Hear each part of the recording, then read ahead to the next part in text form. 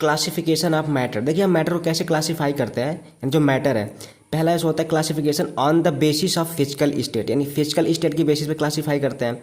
दूसरा होता है क्या, on the basis of structure, यानी कि स्ट्रक्चर की बेसिस पे क्लासीफाई करते हैं।